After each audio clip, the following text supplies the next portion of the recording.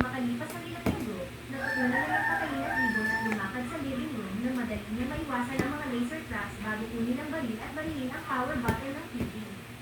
Pinuri siya ni Shinzo sa kanyang mga kakayahan ngunit sinabi ni Asano na hindi pa rin niya kayang baguhin ang mga channel. Dumating si Shin na may dalang progress report ni Asano simula nang dumating siya doon.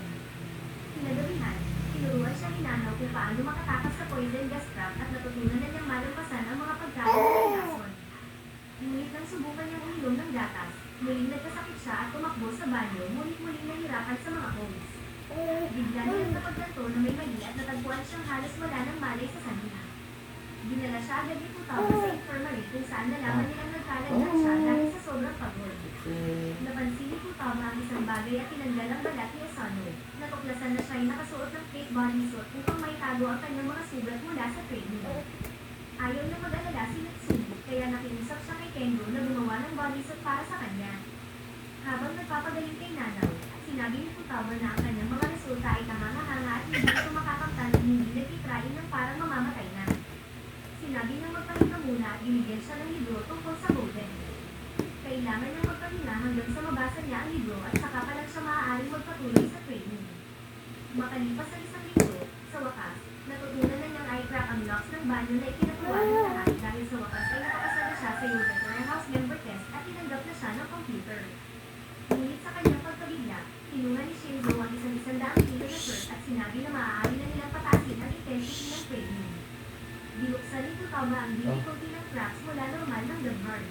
Napagtanto ni Asano na ang kanyang mga pakikipagsapalaran ay nagsisimula pa lamang at marami pa siyang dapat gawin upang maprotektahan ang sarili ni Natsumi mula sa lahat ng panganib. Kinabukasan, naghahanda si Natsumi ng agahan habang si Asano ay pumasok sa kusina na sinusubukan magsuot ng kanyang undergarments. Pinitigil siya ni Natsumi na parang baliw at sinabing hindi siya dapat mag-alala sa kanyang mga kakaibang pantasya at kagustuhan dahil kahit gaano pa ito kagustuhin, hindi siya maghihiwalay dito. Ipinaliwanag ni Asano na isang malaking pagkakaintindi ito at nais na niyang mag-practice ng kanyang mga disguises. Biglang lumitaw ang isang magandang blondang babae sa pintuan at nagtanong kung ayos lang ang lahat. Hindi kilala ni Asano kung sino siya, ngunit agad na nakilala ni Natsumi na si Kengo ito sa kanyang disguises. Agad siyang niyakap ni Kengo upang i-weird out si Asano, ngunit sinabi ni Natsumi na tigilan na ito at iwan si Asano. Biglang pumasok din si Kyoichiro sa kusina at hiningi ang goodbye kiss kay Natsumi bago umalis, na sobra na para kay Natsumi, kaya pinalo niya pareho sina Kengo at Kyoichiro sa ulo. Sa araw na yun, nakipagkita si Asano kay Shinzo na malapit nang umalis para sa isang misyon. Tinanong ni Asano kung delikado ba ang misyon, ngunit sinabi ni Shinzo na ito ay mababang antas na misyon dahil kailangan lang niya makakuha ng impormasyon tungkol sa isang counterfeit money operation at ito magtatagal. Pinagpaalaman ni Asano si Shinzo ng bulldog at pumunta sa paaralan kasama si Natsumi. Habang naglalakad patungo sa kanilang school building, isang bola ang mabilis na papalapit kay Asano ngunit nahuli na ito ng hindi man lang tumitingin at itinapon ito pabalik na may napakalakas na puwersa. Kinahapunan, umakyat sila ni Natsumi sa rooftop upang mag-lunch. Sinabi ni Natsumi na hindi pa alam ni Asano ngunit malaki na ang kanyang lakas at kakayahan dahil sa training. Naglalakad siya ng sobrang tahimik kaya tinatawag na siyang linda ng mga tao. Tinanong ni Natsumi kung libre siya pagkatapos ng klase dahil kailangan niya ng tulong sa kanyang trabaho. Sumang-ayon si Asano at umuwi kasama si Natsumi kung saan nagsimula itong mag-stamp ng maraming paperwork at sinabihan si Asano kung ano ang dapat gawin. Habang nag-aayos ng mga dokumento, napansin ni Natsumi na kulang ang isa sa mga report ni Kengo at dahil ilang beses na itong nangyari, nagalit siya at dinala si Asano sa kwarto ni Kengo. Ang kwarto ay puno ng mga damit ni Kengo kaya hindi nila makita ang anumang bagay. Tinawag ni Natsumi si Kengo at biglang lumitaw ito sa ibabaw ng tambak ng mga damit habang sinasabi kumpletuhin ang kanyang report at ipasa agad ito. Hindi siya sineryoso ni Kengo at nagsimulang kumain ng sushi. Sinabihan si Natsumi na tumigil na sa paggasta na parang lola. Nagalit si Natsumi at kumuha ng handcuffs upang magbigay ng Yosutere style punishment. Napagtanto ni Kengo na nasa panganib siya at tumalon mula sa tambak ng damit upang makatakas sa kwarto. Dahil sa kanyang training, naging mas mabilis si Asano at agad na hinaround din ang kanyang daan. Ngunit mas matalino si Kengo at ginamit ang disguise ni Natsumi upang palusutin si Asano. Tumakbo si Kengo palabas habang pina-activate ni Natsumi ang hibernation mode ng bahay na naglalagay ng mga higanteng pader sa paligid nito. Sinabi ni Natsumi Natsumi na walang makakatakas sa bahay kapag na-activate ang mode na ito. Samantala, gumapang si Shinzo sa air vent at nakita ang malaking operasyon ng isang milyonaryo na nagpasok na ng 60% ng kanyang peking pera sa sirkulasyon. Gumamit siya ng Apple Vision Pro upang makita ang mga peking pera sa loob ng mga containers. Nakakuha siya ng isang frame picture ng isang mahalagang tala bago ng sumagal na alarm at nagsimulang tumakbo palayo. Sa user current house, nagsimulang tingnan ni Natsumi ang bawat kwarto upang hanapin si Kengo. Pumasok sila sa kwarto ni Natsumi at gumamit ng infrared device ngunit walang nakitang tanda ni Kengo. Namangha si Asano sa dami ng hobbies ni Natsumi habang tinitignan ang kanyang mga painting. Pagkatapos ay pumunta sila sa kwarto ni Shin na abala sa paglalaro ng isang musikal na laro. Sa kwarto ni Nanaw, sinabi nito na pasasabugin si Kengo kapag nakita niya ito. Sa kwarto ni Kyoichiro, natagpuan nilang puno ito ng mga larawan ni Natsumi. Nagtaka si Asano kung nakatakas na ba si Kengo ngunit sinabi ni Natsumi na imposible ito dahil sa lockdown. Biglang nagtipon ng lahat ng kapatid kasama si Natsumi at Asano at tinanong kung nakita na nila si Kengo.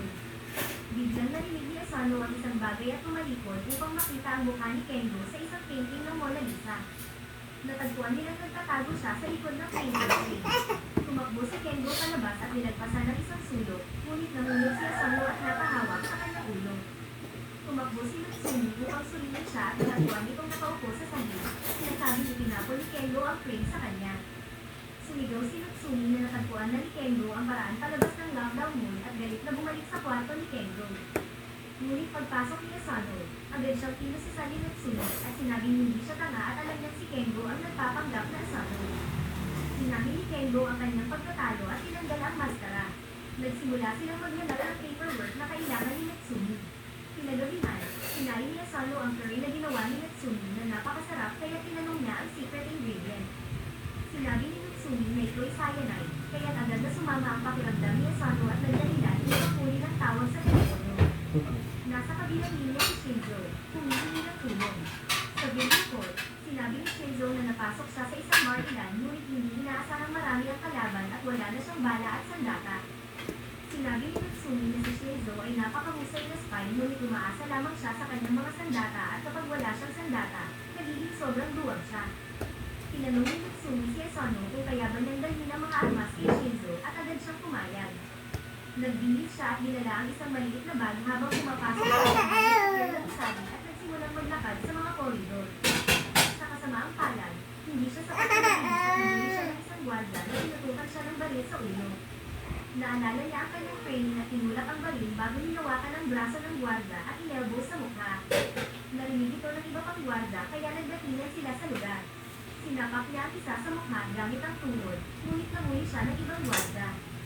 Tinangka siyang saksakin ng pangatlong gwardiya ngunit naprotektahan siya ng kanyang damit. Sinapak niya ito at pagkatapos ay sinira ang mga itlog ng mga gwardiya upang makuha ang tagumpay. Sa kanyang surprise, dumating pa ang isang gwardiya kaya mabilis niyang kinuha ang baril na binigay sa kanya ni Shinzo at ginamit ito upang magpalabas ng malakas na electric at agad na kinuha sa gwardiya. Sa wakas, natagpuan niya si Shinzo na agad yamakap sa kanya at nagpasalamat sa mga armas na pinahangalagahan niya. Biglang pumasok pa ang ilang gwardiya ngunit nagbago ang personalidad ni Shinzo. Tumayo siya at pinagbabaril ang lahat ng gwardiya sa isang iglap bago ibigay kay Asano ang frame note. Lumabas sila ng silid at nilabanan ni Shinzo ang mga guns ng napakadali habang binabalik silang lahat bago maghagis ng granada sa huling grupo at barilin ito sa ere. Dinala niya si Asano palabas ng gusali ngunit nataman si Asano sa binti ng isang sniper. Bumagsak siya sa lupa habang nagsisimulang magdugo at sinabi ng sniper kay Shinzo na ibaba ang kanyang mga armas. Sumunod si Shinzo upang matiyak ang kaligtasan ni Asano at ibinaba ang baril ngunit naalala ni Asano na kaya ni Shinzo gawing sandata ang kahit ano basta't may magandang grip. Tinagis niya ang tinidor kay Shinzo na agad niyang kinuha at ginamit ang pangbalhin ng barrel ng sniper na nagresulta sa maling pagputok. Nagbigay ito ng sapat na oras kay Shinzo upang kunin ang kanyang baril at barilin ng kalaban, hiniligtas ang buhay ni Asano. Nang bumagsak ang gabi, nagsimulang maglakad si Shinzo pauwi habang bungat si Asano sa kanyang likod at nagpapasalamat sa kanya sa pagligtas ng kanyang buhay. Nagpasalamat si Asano at sinabing mamamatay na siya kung hindi dahil kay Shinzo na iniligtas siya mula sa tiyak na kamatayan. Samantala, isang mubo ang pumasok sa isa pang pasilidad at binubog ang lahat ng gwardiya doon gamit ang martilyo habang nagtatanong tungkol sa lokasyon ng kanilang pinuno ngunit walang gustong magbigay ng impormasyon kaya pinatay na sila lahat at inilabas ang larawan ng kanyang susunod na target na si Asano. Makalipas ang ilang araw mula sa nakakakilabot na syudad sa factory kasama si Shinzo, medyo gumaling na ang BP ni Asano at naglalakad siya sa isang kalye sa gilid ng isang madilim na daan. Madilim lang ngunit may maliwanag na ngiti sa kanyang mukha habang kausap si Natsumi sa kanyang cellphone. Kinukwento niya ang backstory ng isang espesyal na Ferris wheel sa kanilang lungsod.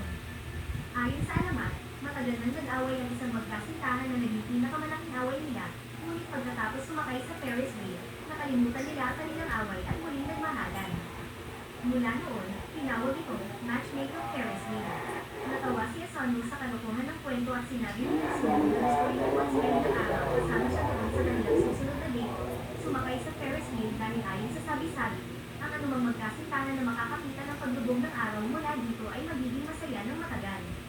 Namula ng kaunti si Asano habang patuloy na nagsasalita si Natsumi, ngunit nawala ang kanyang boses sa background nang makita niya ang isang puting sedan na huminto sa tabi niya sa kalsada.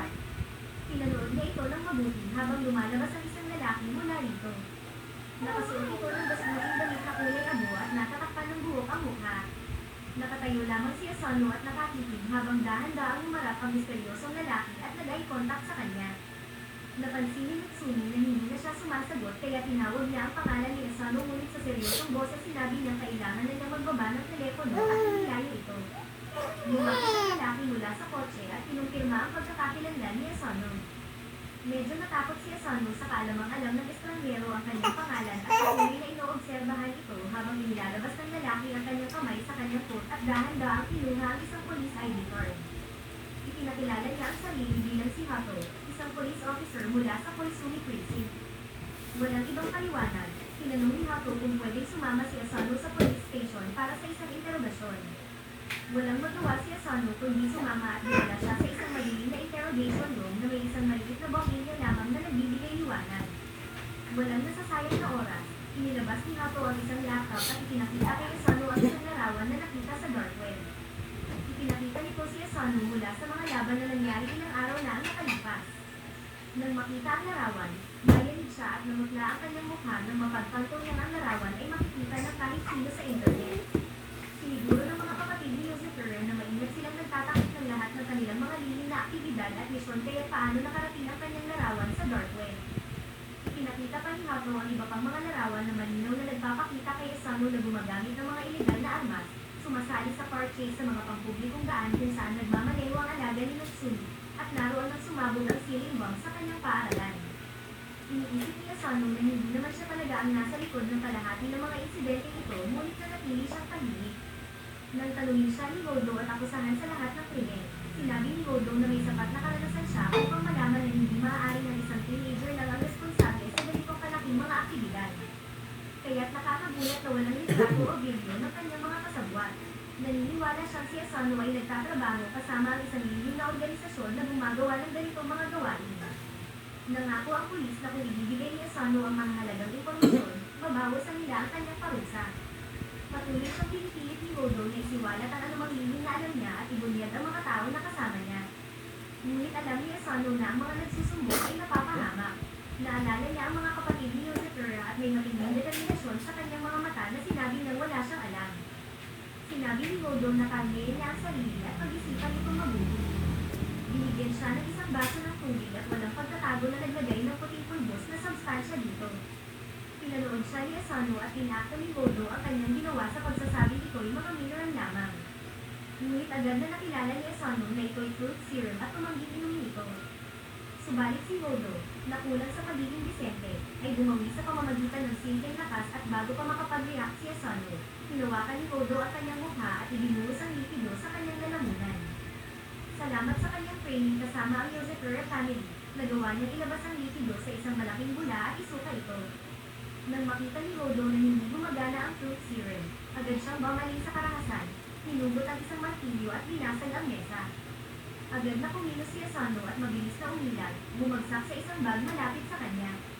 Nakita niya ang pulang likido na umaagos mula rito at inisip na ito'y dugo. Kinumpirma ni Godo ang kanyang takot at sinabi nito'y mula sa isang drug dealer na kamakailan lang niyang kinatay. Muling tinakpan ni Godo na patayin si Asano at itinulak siya sa pader na may hawak ang martilyo. Binigyan siya ng isa pang pagkakataon upang magbigay ng impormasyon, ngunit nang ibaba ni Godo ang kanyang kamay upang bugbugin si Asano. Umilag si Asano at ang pader ang nabasag sa halik. Sa kanyang sorpresa, nakita niya si Kyoichiro na bahagyang umimiki. Lumabas na si Godo ay isang matandang kaibigan ni Kyoichiro na tumutulong upang itago ang mga aktibidad ng user. Sinet up si Asano upang subukan ang kanyang katapatan at pagtitiis. Natapos ni Asano ang pagsubok ng matagumpay at itinanganga ni Godo na karaniwang walang emosyon. Kinabukasan sa paaralan, si Kyoichiro na vice principal din ay kumuha ng klase. Labis na pagod si Asano at pilit na pinipilit na panatilihin bukas ang kanyang mga mata, ngunit dahil sa katahimikan ng klase, tinutokso siyang umibig. Pagkalipas ng ilang segundo matapos niyang ipikit ang kanyang mga mata, isang piraso ng chalk ang mabilis na lumipad at tumama sa pader sa tabi ng kanyang ulo. Agad siyang nagising at sinabi ni Kyoichiro sa kanya na kailangan niyang sanayin ang sarili na labanan ng antok dahil kung hindi, mas maraming chalk ang lilipad sa kanyang direksyon. Tinangkang pigilan ni Mitsumi ang kanyang malaking kapatid sa sobrang pagtatrabaho kay Asano, ngunit sumang-ayon si Asano na sanayin ang kanyang utak upang mangailangan ng kaunti o walang tulog. Gumamit si Kyoichiro ng isang duster upang maglabas ng mga palausok na nagpapagulo sa mga klase, ngunit si Mitsumi ay ligtas dahil sa kanyang gasnas. Nakatulog si Asano ngunit kahit sa ganitong estado, ang kanyang sanay na katawan ay agad na nag-react at nakakaiwas sa anumang chalk na papunta sa kanya. Dahil sa mahusay na pag-usad ng kanyang training, ipinadala si Asano sa kanyang unang misyon sa isang amusement park upang hanapin ang isang magkasintahan na di umano'y may dalang mga baril. Kailangan niyang lilin na tuklasin sila at kunin ang kanilang mga armas. Habang nakaupo sa parke, lumapit si Mitsumi at sinabi na sasama siya sa misyon. Tuwang-tuwa si Asano na nandyan siya at umaasang magkakaroon sila ng magandang araw para makita ni Mitsumi na siya ay isang mabuting asawa. Sinundan nila ang tatlong kailang-hinalang magkasintahan sa iba't ibang roller coasters at mga laro. Patuloy na nakapansin ni Asano ang isang magkasintahan na naglalambingan at naglalakad sa parke. Kumuha siya ng inspirasyon mula sa kanila at pumitas ng isang rosas upang ibigay kay Mitsumi. Ang unang dalawang magkasintahan ay walang dalang armas, kaya tinutukan nila ang muling magkasintahan na nakasuot ng mga suit sa isang restaurant. Tumayo si Mitsumi upang bumili ng inumin habang napansin ni Asano na may kinuha ang lalaki mula sa kanyang coat. Hinugot ni Asano ang kanyang baril, handa na para sa isang labanan, ngunit lumabas na sinsing lamang ito at ang lalaki ay nag-propose. Muntik nang makampante si Asano ngunit biglang narinig ang malakas na pagtatalo ng lovely-dovey na magkasintahan. Nagbatuhan sila ng mga insulto at umalis ang lalaki mula sa mesa. Sa shocking na turn of events, hinugot ng babae ang isang baril at itinutok ito sa lalaki. Agad na kinuha ng lalaki ang isang baril at tinutok ito sa babae. Nagpanik ang mga tao sa restaurant at nagsimulang magtakbuhan palabas. Napasama sa pagkalito si Mitsumi, nagpalitan ng putok ang magkasintahan, nagpapadala ng mga bala sa lahat ng dako. Dama pa si Asano sa ilalim ng mesa upang protektahan ng isang batang lalaki. Doon, hinugot ni Asano ang kanyang baril at mabilis na nabisarmahan ang Psycho Couple sa pamamagitan lamang ng dalawang bala. Dinala sila ng mga pulis at nalipas ang araw dahil kay Asano. Upang tapusin ang kanilang oras sa amusement park, sumakay si Asano at Mitsumi sa matchmaker Ferris wheel kung saan ibinigay niya ang isang na bahagyang nasira sa shootout. Namula si Mitsumi at kinuha ito habang umaakyat ang Ferris wheel upang ipakita ang magandang paglubog ng araw. Kung totoo ang alamat, baka maging masaya silang magkasama sa mahabang panahon. Ilang araw ang lumipas at nalaman nilang may isang tao na nagtangka na mag-hack sa mga file ng pamilya sa nakalipas na 4 na araw. Si Shin ay nagtatangkang labanan ng cyber attack nang hindi natutulog gamit konti. Sa wakas, nagawa niyang i-trap ang hacker sa pamamagitan ng reverse hack ng procedure, ngunit nagamit ng hacker ang sinaunang paraan ng pagtutol ng kuryente